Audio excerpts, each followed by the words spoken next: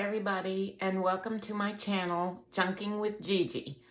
My name is Kay, but my grandchildren call me Gigi, and I thought that sounded a lot better than Junking with Kay.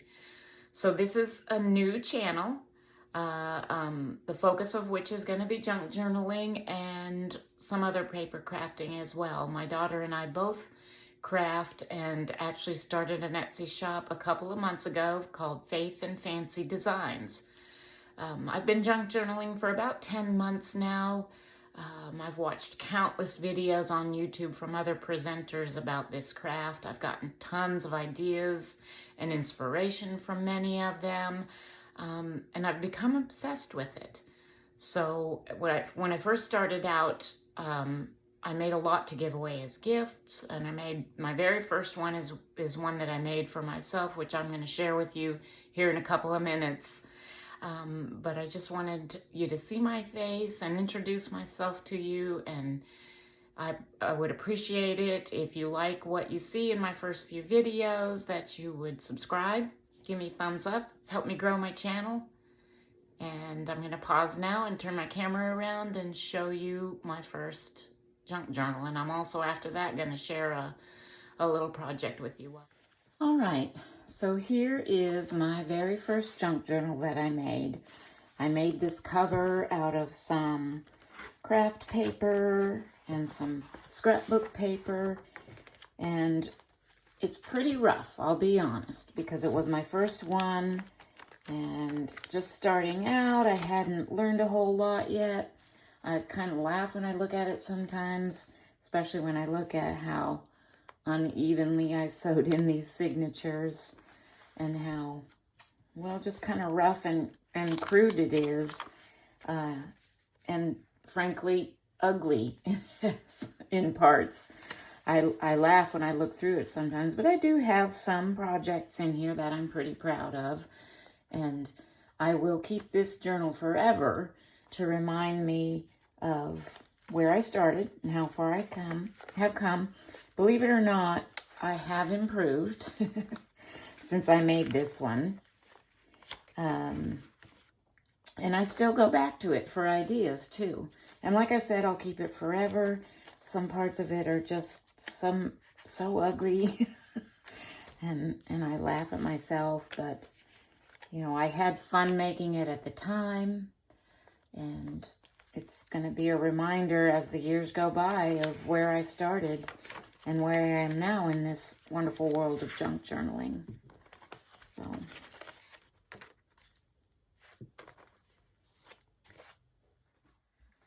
So I thought I would do a little quick project with you guys while I tell you a little bit more about myself, and how I came, excuse me, to start junk journaling.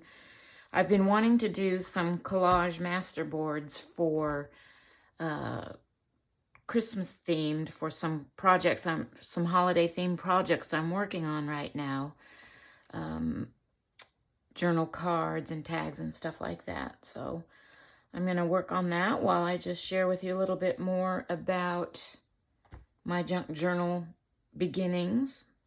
Here's one that I already made, and I have these packaging cardstocks that I've been hanging on to and wanting to do something with, so I thought I would use those for that. I'm going to put this on the side. It's not quite dry. Once it dries, I'll probably trim off those edges and then turn it into journaling cards or tags or whatever I need for my projects.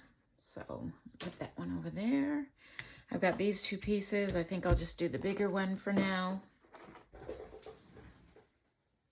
I've got a pile of Christmas papers and scraps over here, book pages. I've got my glue book here and my tearing ruler, my glue stick, and I'm just going to get started and I'll tell you a little bit more about myself. So back in January of this year, we being my sister and I, had to move my father out of an assisted living facility and into a nursing home. He was 91 years old. His health was deteriorating. He just needed a little bit more care than he was getting at the assisted living facility. So we took care of that, and in the process of moving him out of his apartment at the assisted living facility, I came across a couple of old Bibles of his and my mom's. My mom passed away about 9 years ago. But I found these Bibles, and his Bible in particular was from when he was about 11 years old. And it was in rough shape. The covers were completely detached from the book block, and the spine was missing completely. I hope I'm not sticking my head in the view here. I probably am. The spine was completely missing, but it had his writing in there from when he was 11 years old, I think it was, and in parochial school in Nebraska. So I really wanted to preserve this Bible, and I started thinking about learning how to do bookbinding. So I started looking up videos on YouTube about rebinding old books, and I watched several, and I since then have rebound that Bible as well as several other books. I practiced on some less valuable books before I did my dad's Bible. But all that being said, while I was looking up these videos on bookbinding, other videos on something called junk journaling started popping up on my YouTube feed. And I started watching those, repurposing old books, altered books, junk journals, stuff like that. So I started watching a few of those videos as well. And it got very interesting. I've always enjoyed doing paper crafting, and I thought, this sounds like a lot of fun. So I decided to do that and try it. That's how I got started doing this wonderful craft. And like I told you earlier, I'm obsessed now. My husband thinks, he claims he hardly ever sees me because I'm always back here doing this. But not always, because I actually still work outside of the home full-time. I have a full-time job outside the home. I am a surgical technologist, and I live and work in the beautiful state of Arkansas. Northwest Arkansas, to be specific. I've been doing that for many, many years, and I am actually on the verge, I say on the verge, being a few years down the road yet, of retirement. And I'm very much looking forward to that. So this junk journaling endeavor for me now is a bit of a side thing, kind of a part-time thing. I am just not able to put full-time into doing this because of my job that I have outside the home.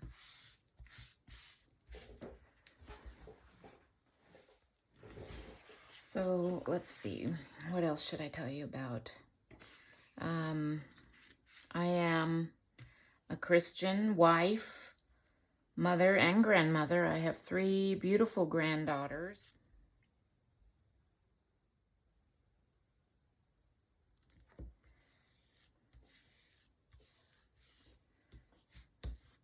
I think I said earlier that I've loved paper crafting. So when I started doing this junk journaling, I had a lot of supplies already. You can never have too much paper, right? My husband would disagree.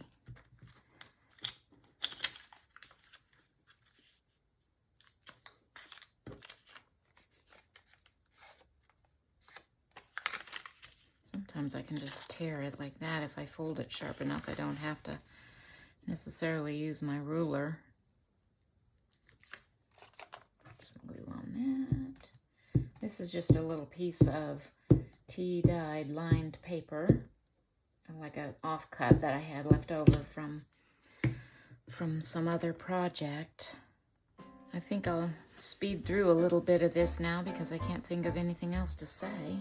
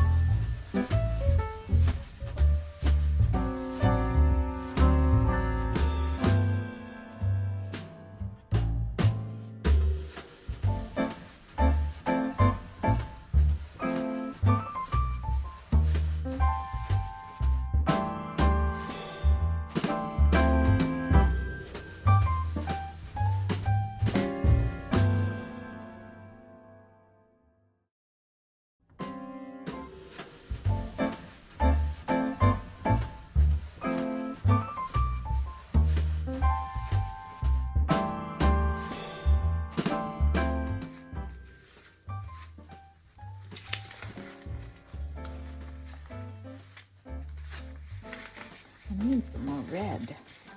I'm looking for some red to use. Here's a magazine image that has a little red on it. Maybe I'll put that right there.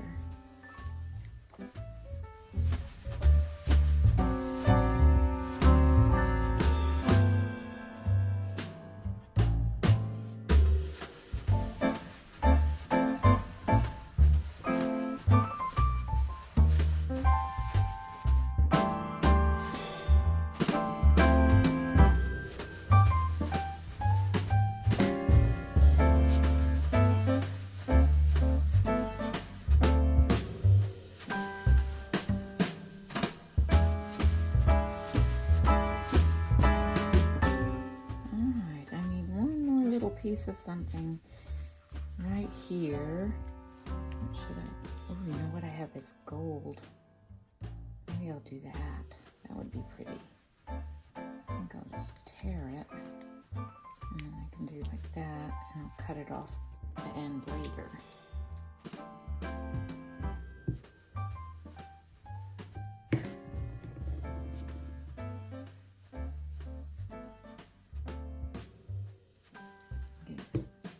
Glue on the shiny part.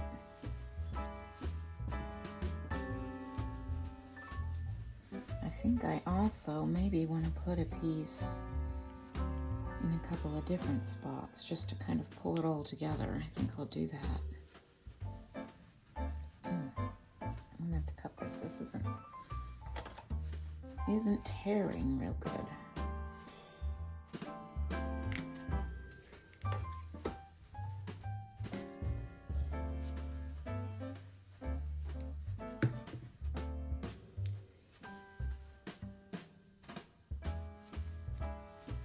That's pretty. I really love sparkly, shiny things too. So does my daughter, the one that I have the Etsy shop with. She's the same way. What did I do with the rest of it there? I was thinking maybe another piece of it, just maybe right over here too, just to kind of, maybe just down the side. Yeah, I'll do that. I'm going to cut off this bad spot.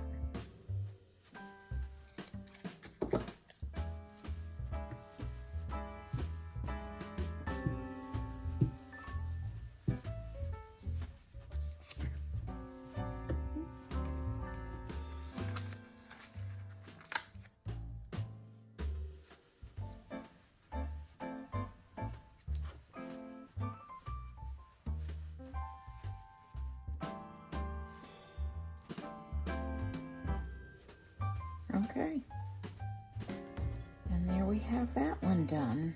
I've got that other small piece, but I'm not going to do that on camera right now because I didn't really want this video to be very long, it being my first one and me probably doing a lot of fumbling and stumbling over my words. So I thank you so much for watching, and for anybody who is watching, any suggestions, any comments about what I'm doing and how I'm doing it, as long as it's, you know, kind and constructive, I would really appreciate it. So thank you again so much for your time, and God bless.